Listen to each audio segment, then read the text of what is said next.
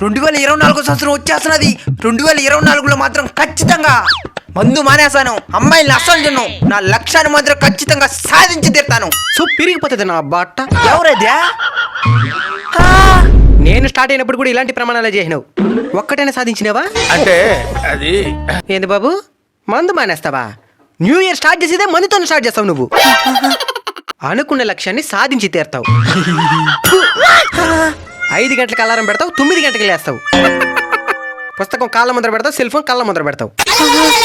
ఒకరోజు జిమ్కి పోయి ఫీజు ఎంత కట్టేస్తావో మళ్ళీ దాని మొక్కం కూడా చూడవు. నీలాగా మేము టైం వేస్ట్ చేయం. నేను పోతే 2024 వస్తుంది, అది పోతే 2025 వచ్చేస్తుంది. మాలో ఎలాంటి మార్పు ఉండదు. మార్పు రావాల్సింది నీలోనే. ప్రణాళిక లేసే సరిపోదు, వాటిని ఆచరణలో పెట్టాలి.